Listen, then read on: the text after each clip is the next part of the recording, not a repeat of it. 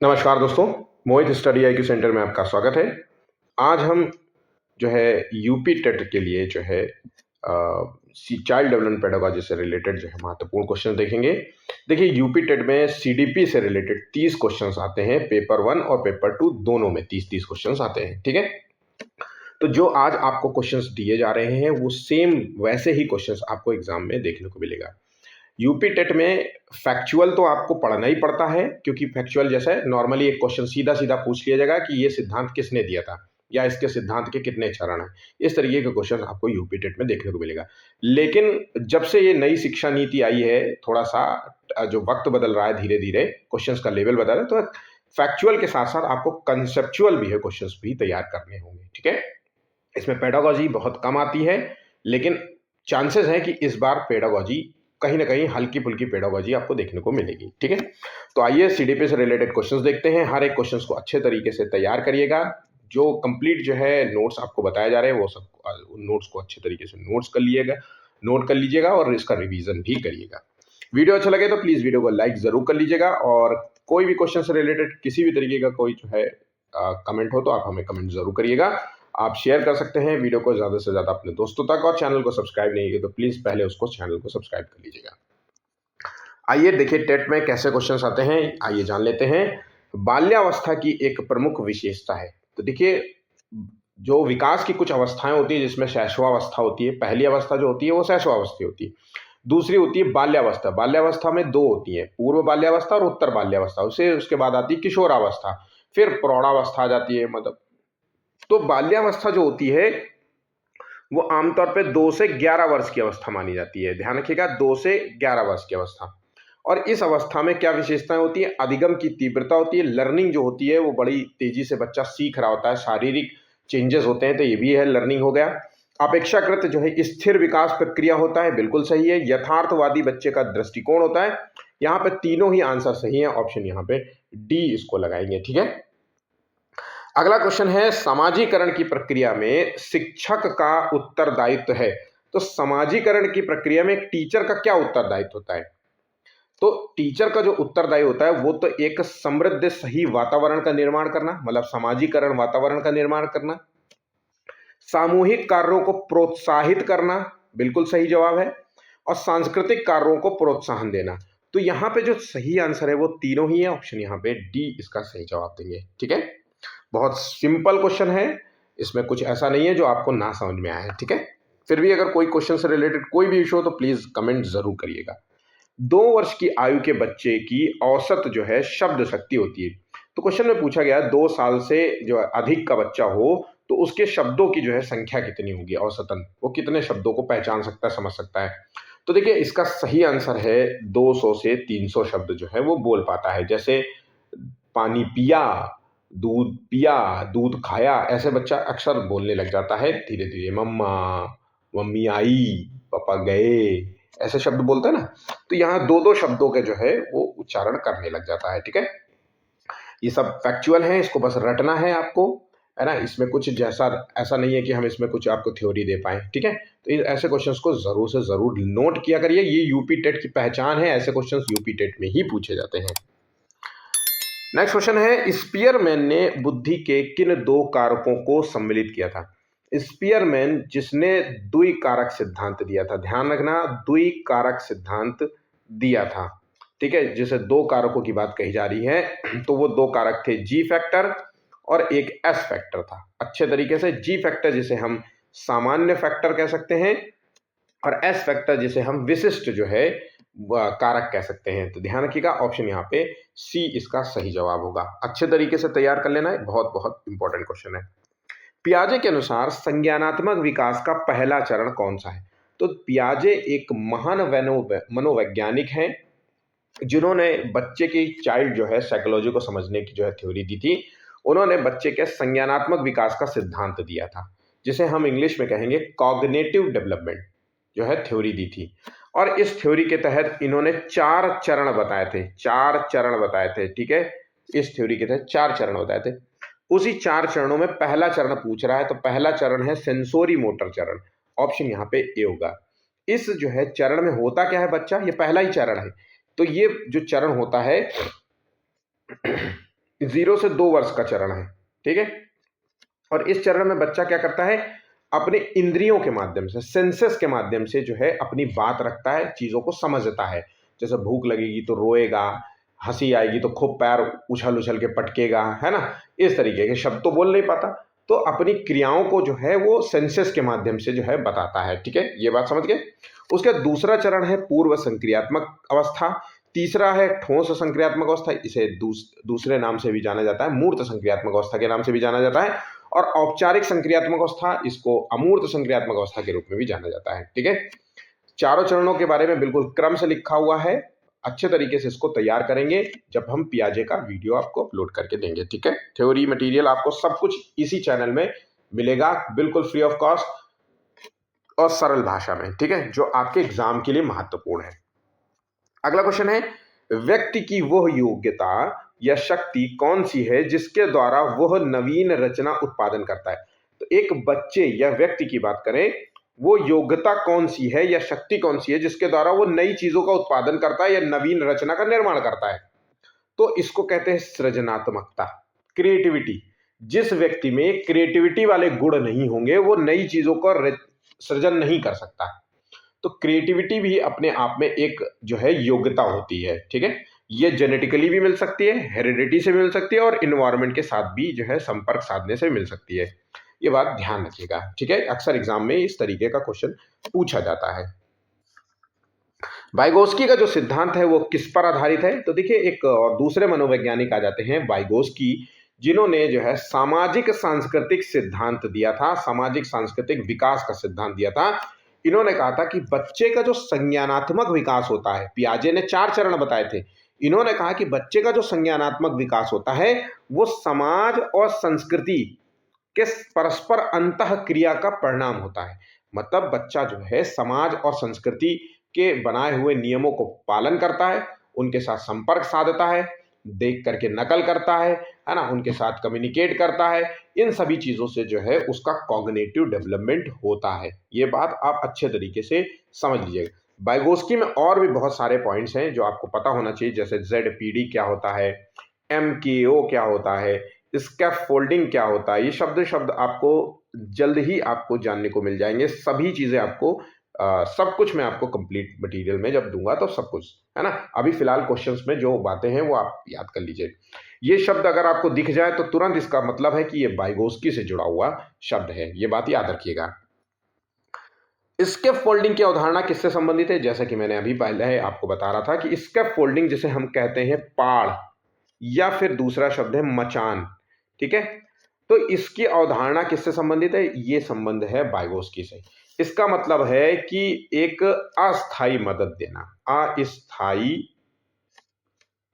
मदद देना, ठीक है। तो यही है। तो स्केप फोल्डिंग का मतलब होता है अस्थाई मदद देना। जब अब वो मदद कौन देगा, मोर नॉलेज अदर, जिसके पास ज्यादा नॉलेज होगी, जिसको मदद चाहिए उस बच्चे, जैसे एक पिता के द्वारा अपने बच्चे को साइकिल सिखाते हुए थोड़ा सा हल्का फुल्का सपोर्ट देते हुए जानना, ठीक है। तो इसका आंसर हो गया ऑप्शन सी।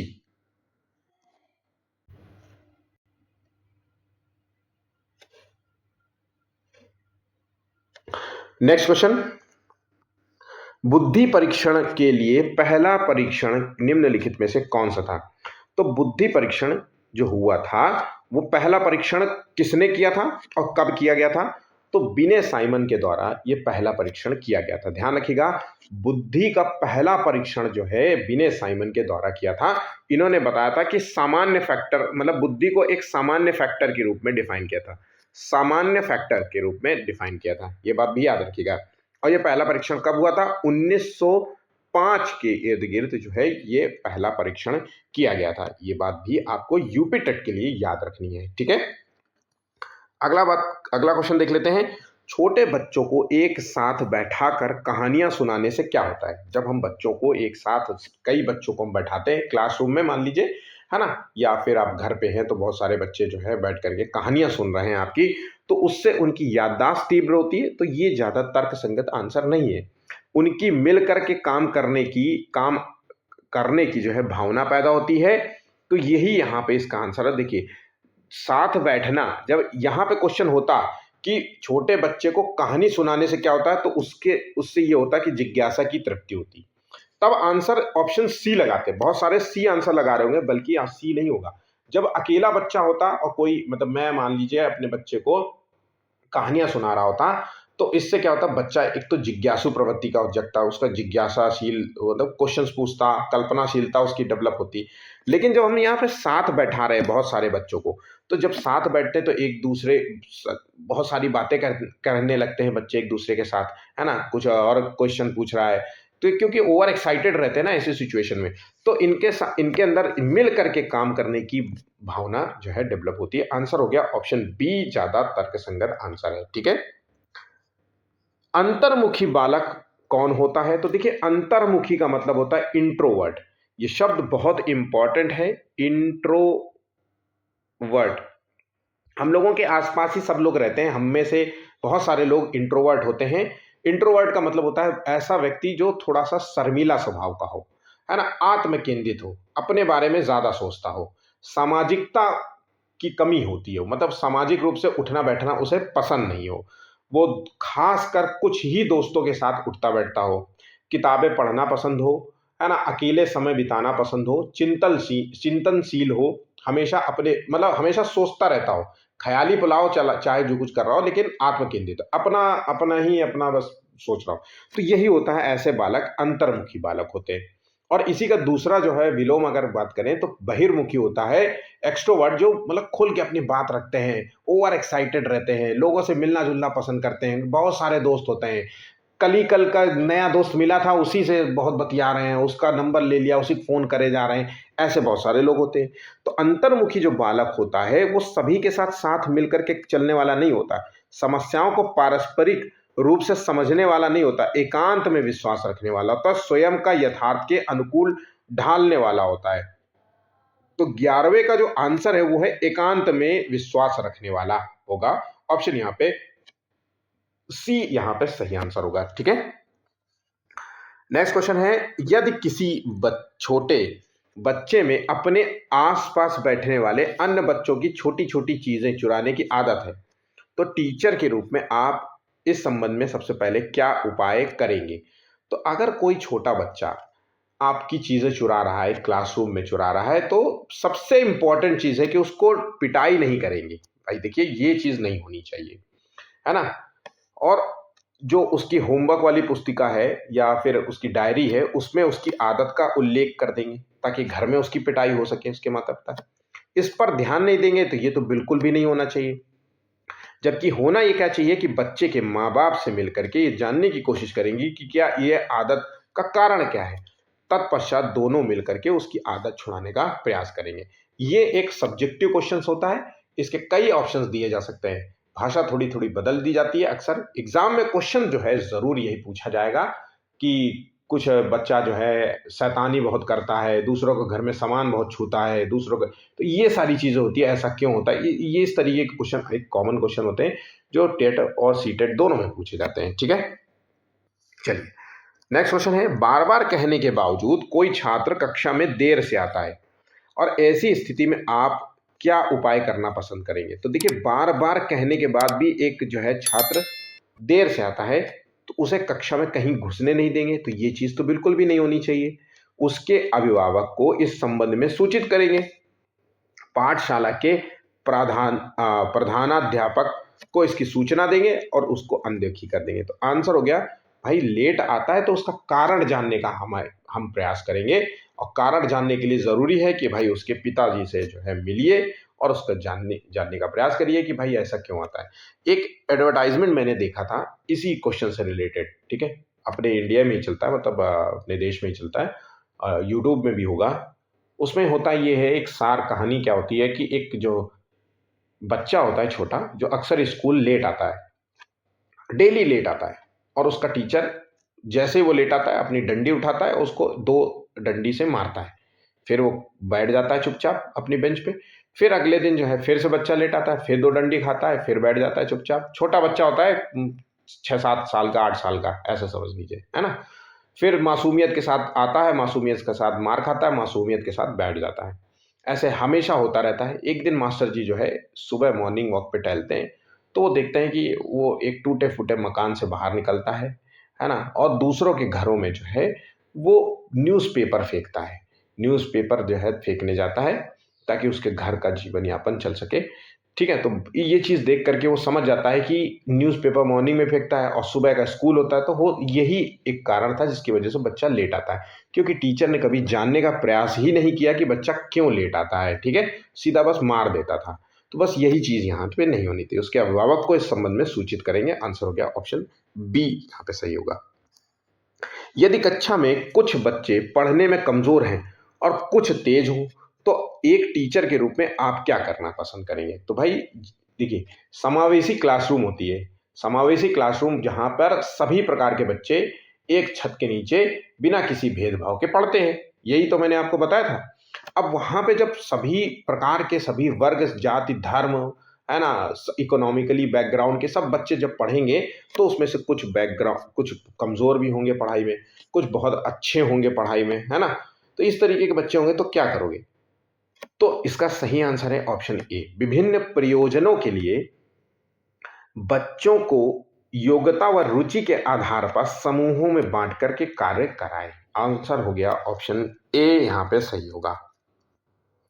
नेक्स्ट क्वेश्चन है, तेज जो है बच्चों को स्वतः पढ़ने की छूट दे करके कमजोर बच्चों की ओर ध्यान दे, शिक्षा का वास्तविक लक्ष्य होना चाहिए। तो तेज बच्चे जो होते हैं उसको उनसे कहना चाहिए कि स्वयं पढ़ने के लिए जो है प्रोत्साहित करना चाहिए, और जो कमजोर बच्चे हैं टीचर को उस पर ध्यान देना चाहिए। तो जो शिक्षा का वास्तविक लक्ष्य होना चाहिए, क्या होना चाहिए? तो सही आंसर है यहाँ पे ऑप्शन, यहाँ पे ए बिल्कुल सही जवाब होगा। ठीक है, चलिए आगे बढ़ जाते हैं। गुरुकुल शिक्षा प्रणाली में किस शिक्षण विधि को अपनाया जाता है? अब गुरुकुल शिक्षा प्रणाली, जहां पे गुरु जो है शिक्षा प्रदान करता है और जो उसके चेले होते हैं, शिष्य होते हैं, वो ग्रहण करते हैं। तो गुरुकुल जो है शिक्षा प्रणाली में मौखिक विधि का प्रयोग किया जाता है, यहाँ पे रटने वाला जो है कार्य होता है। इस विधि को, इस परंपरा को हम श्रुति परंपरा भी कहते हैं। ठीक है, श्रुति का मतलब होता है सुन करके पढ़ने वाली। तो इसमें क्या होता है, मतलब उसका गुरु बोलता रहता है ना, और बच्चे सुनते हैं और उसी का जो है रट्टम टोटम करते रहते हैं। ठीक है, बात यहाँ पे समझ गए? ठीक, चलिए। गणित शिक्षण में सबसे अधिक उपयोगी पद्धति कौन सी मानी जाती है? हम किसी भी शिक्षण पद्धति की बात करें, किसी भी शिक्षण पद्धति की बात करें, सबसे अधिक उपयोगी पद्धति है वो आगमन विधि है। ध्यान रखिएगा, आगमन विधि, ये दो विधियां हैं जो कि पढ़ाई, अगर हम बाल केंद्रित की बात करें, जो कि ये क्वेश्चन पेपर ही बाल केंद्रित से रिलेटेड है, तो आगमन विधि का ही आंसर हमेशा आपको लगाना है। ठीक है, संश्लेषणात्मक में क्या होता है, कई चीजों को हम मिला देते हैं, जोड़ देते हैं। विश्लेषणात्मक क्या होता है, हम जो है किसी एक प्रॉब्लम को कई हिस्सों में तोड़ करके, विश्लेषण करके जो है चीजों को समझने का प्रयास करते हैं। आगमन विधि में क्या होता है कि ये विधि जो होती है विशिष्ट से सामान्य की ओर लेके जाती है। ठीक है, स्थूल से सूक्ष्म की ओर बढ़ती है। इसमें बच्चा जो है उदाहरण के माध्यम से सीखता है, और उदाहरण पहले सीखता है, फिर सूत्रों की खोज करना सीखता है। इस विधि के द्वारा, आगमन विधि के द्वारा बच्चे में वैज्ञानिक दृष्टिकोण जो है डेवलप होता है, इसका मतलब विकास होता है। जस्ट इसका अपोजिट कर दीजिए निगमन विधि में। ठीक है, तो ध्यान रखिएगा, सबसे अच्छी उपयोगी पद्धति की अगर बात करें तो आगमन पद्धति माना जाएगा। एक बच्चा सामान्य बुद्धि होने के बावजूद पढ़ने में, ध्यान रखिएगा, पढ़ने में बार बार गलती करता है। वो शब्दों को पहचानने में कठिनाई, जैसे वो बी को डी समझ लेगा, डब्ल्यू को एम पढ़ सकता है, ऐसे शब्द हो सकते हैं, है ना। तो उसको शब्दों को जो है, आर को वो आई समझ सकता है, आर है ना, आई को वो एल समझ सकता है, एल को आई समझ सकता है, एम को एन समझ सकता है, एन को एम समझ। तो ये इस तरीके के पढ़ने में, तो शब्दों को पहचानने में उसको कठिनाई महसूस हो रही है। तो ऐसा बच्चा जो है वो डिसलेक्सिया से पीड़ित है। मतलब यहाँ पे ऐसे बच्चे के अंदर जो है, जो इसे कहते हैं डिसलेक्सिया, ये एक पठन विकार होता है, पठन विकार होता है। ठीक है, डिस्ग्राफिया में क्या होता है, ये एक ग्राफिया लिखा ना, तो लेखन विकार होता है। इसमें बच्चा शब्दों को उल्टा लिखता है, सही से लिखता नहीं है, बहुत ऊट पटांग इसकी राइटिंग होगी, जहां पे शब्द ही नहीं पहचान पाएंगे आप। डिस्कैल्कुलिया में क्या होता है, तो डिस्कैल्कुलिया में एक गणना संबंधी विकार है, मतलब मैथमेटिकल कैलकुलेशंस करने में उसको दिक्कत होती है। तो यहाँ पे पढ़ना शब्द आ जाए तो वहां पे तुरंत डिसलेक्सिया का जो है जिक्र आपको ध्यान रखना है और आंसर आपको उसी को लगा देना है। ठीक है। अधिगम अक्षमता वाले बच्चों के लिए सबसे उपयुक्त तरीका क्या है? तो अधिगम अक्षमता वाले बच्चे जो कि डिसलेक्सिया, डिसग्राफिया, यही मैंने अभी आप जो पहला वाला क्वेश्चन है इससे पहले, है ना, वो यही बताया। तो अधिगम अक्षमता वही होता है कि कुछ भी सीखने में कठिनाई महसूस हो रही हो, है ना। तो ऐसे बच्चों के लिए सबसे उपयुक्त तरीका माना जाता है दंड देना नहीं, अलग थलग रखना नहीं, व्यक्तिगत ध्यान देना। क्योंकि हर बच्चे की जो है कुछ बाउंड्रीज होती हैं, मतलब सीखने की क्षमता होती है कि भाई वो यहाँ वो सामाजिक रूप से वो कम्युनिकेशन के रूप में नहीं सीख पाता, उसको सर एक्टिविटी के तौर पे सिखाया करिए, ऐसे होते हैं ना। तो इस तरीके से व्यक्तिगत ध्यान देना जरूरी होता है। ऑप्शन यहाँ पे सी इसका सही जवाब होगा। मूल्यांकन जो है का मुख्य उद्देश्य क्या है? ध्यान रखिएगा, मूल्यांकन क्यों करते हैं, असेसमेंट क्यों करते हैं? हम इसलिए करते हैं ताकि हम बच्चे की कमियों को जान सके और फिर उस कमियों का हम डायग्नोस कर सके। तो इसका मूल जो उद्देश्य होता है वो सीखने का आकलन करना होता है। ठीक है, दंड देना नहीं है, प्रतियोगिता बनाना नहीं है, केवल अंक देना नहीं है। आंसर हो गया ऑप्शन बी। शिक्षण में सहायक सामग्री का प्रयोग किया जाता है। अब शिक्षण में सहायक सामग्री, शिक्षण का मतलब होता है टीचिंग में, और सहायक सामग्री का मतलब होता है जो टीचिंग को और बेहतर कर सके, है ना, उसका प्रयोग किया। अब वो सहायक सामग्री कौन सी हो सकती है? जैसे स्कूल में चार्ट्स, है ना, फ्लैश कार्ड, ठीक, और हम जो है टीवी का प्रयोग कर सकते हैं, डिजिटल बोर्ड का प्रयोग कर सकते हैं, इंटरनेट का प्रयोग कर सकते हैं। इन सभी का प्रयोग करते हुए बच्चे को सिखाना। तो ये प्रयोग किया जाता है पाठ को आसान और रुचिकर बनाने के लिए। बिल्कुल सही है भाई। फ्लैश कार्ड, चार्ट्स का प्रयोग हम इसीलिए करते हैं ताकि जो है पढ़ाई, जो टॉपिक पढ़ा रहे हैं वो थोड़ा इंटरेस्टिंग हो जाए, बच्चों को और अच्छा लगे। छात्र कक्षा में जो है छात्रों की भागीदारी को बढ़ाने के लिए, जब उन्हें चीज़ें इंटरेस्टिंग लगेंगी तो वो जो है ऑब्वियसली स्कूल आएंगे, क्लास आएंगे, है ना। अमूर्त को मूर्त ज्ञान में परिवर्तित करने के लिए। तो आंसर हो गया ऑप्शन डी, यहां पे सही जवाब होगा। एक उत्तम शिक्षण का विशेषता है, तो एक उत्तम शिक्षण की क्या विशेषता होती है? उसकी विशेषता यह होती है कि प्रजातांत्रिक जो है आदर्शों के प्रति अनुकूलन और अपेक्षित सूचनाओं का आदान प्रदान और निर्देशात्मकता। आंसर हो गया ऑप्शन डी, यहां पे सही जवाब होगा। नेक्स्ट क्वेश्चन है, थॉर्नडाइक ने कौन सा अधिगम सिद्धांत दिया था? अब देखिए बहुत ही इंपॉर्टेंट क्वेश्चन है, ध्यान रखिएगा। जैसे हमने पियाजे और वाइगोस्की के बारे में जाना था, वैसे ही एक और मनोवैज्ञानिक होते हैं, वो है थॉर्नडाइक। इन्होंने जो सिद्धांत दिया था वो लर्निंग जो है सिद्धांत दिया था, सीखने का जो है नियम दिया था। लर्निंग, सीखना, सीखने के नियम दिए थे। इस सीखने के नियम कितने प्रकार के थे? इनके शायद 3 प्रकार के सीखने के नियम थे। एक, अभ्यास के द्वारा सीखना, निरंतर आप अभ्यास करिए। फिर किसी भी चीज के लिए सीखने के लिए जरूरी है उस पर तत्परता, तत्परता, रेडीनेस, हमेशा उस चीज को सीखने के लिए तत्पर रहिए, रेडी रहिए, रुचि रखिए, इंटरेस्ट रखिए। उसके बाद आता है प्रभाव, किसी चीज के प्रभाव में आप जो है सीखने की कोशिश करते हैं। जैसे आपको पुरस्कार दिया जाए तो आपने देखा कि अरे अवार्ड मिलेगा भाई, मैं तो यार सीख के मानूंगा, इसमें बहुत बड़ी प्राइज है, ऐसा होता है। या फिर दंड मिलेगा भाई, अगर फेल हो गया ना तो बहुत कूटे जाएंगे।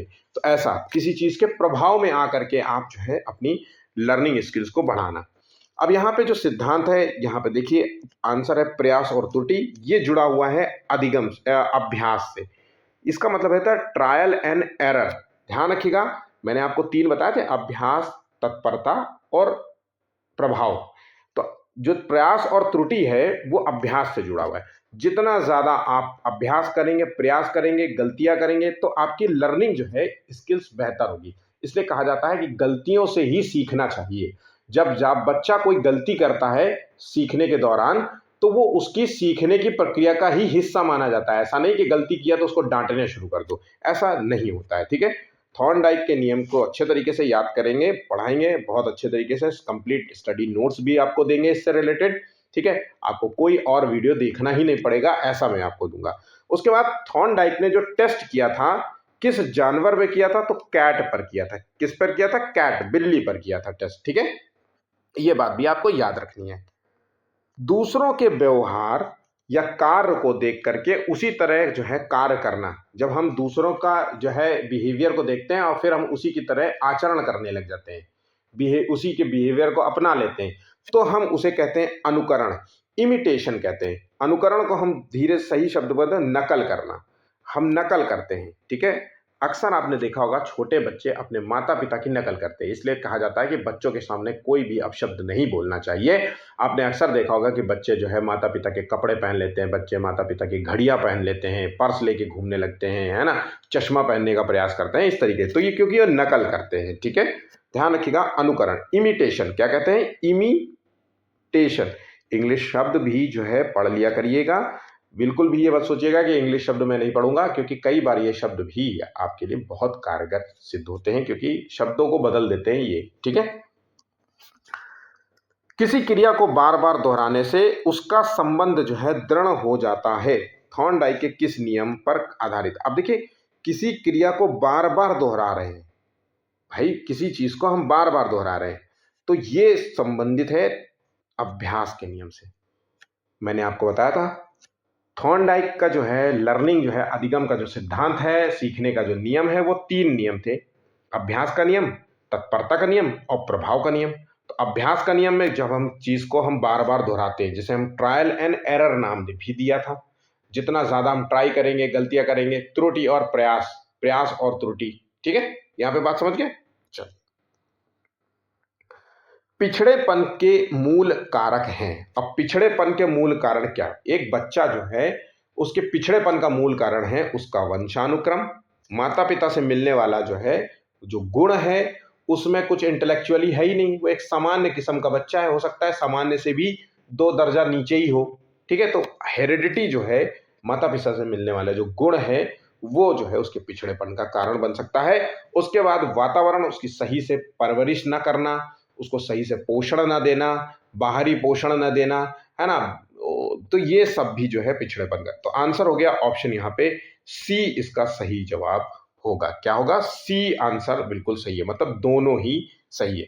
विकास की प्रक्रिया में बहुत जरूरी है कि हेरिडिटी और इन्वायरमेंट का जो है रोल बहुत इंपॉर्टेंट होता है, ठीक है। ये बात 2 शब्द याद रखिएगा। केंद्रमुखी विकास का नियम संबंधित है।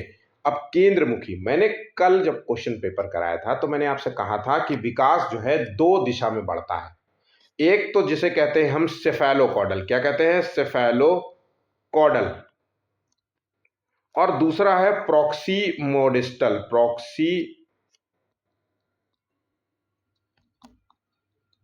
ठीक है, ये होता है। सेफेलोकॉडल में जो होता है सर से पैर की तरफ बढ़ता है विकास की प्रक्रिया, ठीक है।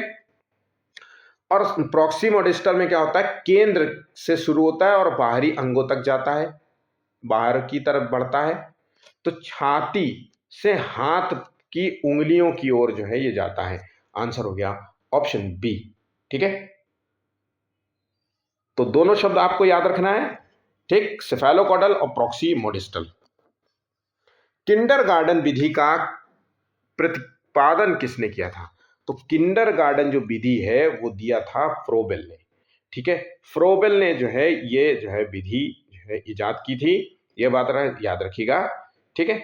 और ये विधि जो है क्या सिखाती है? ये विधि बच्चों को एक्टिविटी बेस्ड जो है लर्निंग सिखाती है, खेल क्रियाओं के माध्यम से, है ना, और एक्टिविटी के माध्यम से, गतिशीलता के माध्यम से बच्चों को जो है शुरुआती जो स्टार्टिंग जो पीरियड होता है ना, 2 से जो है आमतौर पे 2.5 से 3 साल से मान लीजिए, जो 7 साल की अवस्था तक होता है, 6+ तक मान, है ना, प्री स्कूल जिसे कहते हैं, वो इसका जो है संबंधित है, ठीक है। फ्रोबेल नाम याद रखना बहुत ही इंपॉर्टेंट है। अधिगम में पठार निम्न में से किस कारण आता है? अधिगम मतलब लर्निंग, जो भी आप सीख रहे हैं, और पठार का मतलब होता है रुकावट, मतलब जो भी आप सीख रहे हैं उसमें जो रुकावट है वो किस कारण आता है? तो अभिप्रेरणा मतलब मोटिवेशन, मोटिवेशन से तो रुकावट नहीं होता, बल्कि और कार्य को बल मिलता है। रुचि इंटरेस्ट के द्वारा नहीं। परिपक्वता मतलब मेच्योरिटी के द्वारा रुकावट आती नहीं। तो आंसर है थकान। जब आप बहुत ज्यादा थके होते हैं तब आपकी लर्निंग जो है प्रभावित होती है। आंसर हो गया ऑप्शन ए। और ये यूपी टेट का पूछा हुआ क्वेश्चन है। ठीक है, हमारा आखिरी क्वेश्चन है, मनोविज्ञान की दृष्टि से सीखने का क्या अर्थ है? तो मनोविज्ञान की दृष्टि से सीखना जो होता है, किसी वस्तु का ज्ञान अर्जित नहीं करना होता है, किसी वस्तु को, विषय वस्तु को रटना नहीं होता, या अपने व्यवहार में वांछित जो है परिवर्तन लाना ही सीखने का असली परिभाषा मानी जाती है। तो जो व्यवहार में परिवर्तन आता है वही होता है सीखना। ठीक है, ऑप्शन यहाँ पे सी बिल्कुल सही जवाब होगा। तो इस तरीके के यूपी टेट में क्वेश्चंस देखने को मिलेंगे। जल्द ही आपको यूपी टेट जब हो जाएगा, 2, 3 और 4 जुलाई इसकी जो है एग्जाम डेट है। अच्छे तरीके से जो है आपको स्टडी मटेरियल मिलेगा। हमारे चैनल से आप जुड़ सकते हैं फ्री ऑफ कॉस्ट। कुछ भी इधर उधर नहीं बातें पढ़ाऊंगा मैं, सिर्फ सीधी सीधी बातें होंगी। इधर उधर के मैं वीडियोस बिल्कुल नहीं डालता, सिर्फ केवल स्टडी मटेरियल ही आपको देखने को मिलेगा। वीडियो अच्छा लगा तो प्लीज लाइक करिएगा। कोई भी इशू हो तो आप हमें कमेंट जरूर करिएगा, शेयर कीजिएगा अपने दोस्तों के साथ, और चैनल को सब्सक्राइब नहीं किया तो प्लीज चैनल को भी झट से सब्सक्राइब कर लीजिएगा। अभी के लिए बस इतना ही है। धन्यवाद।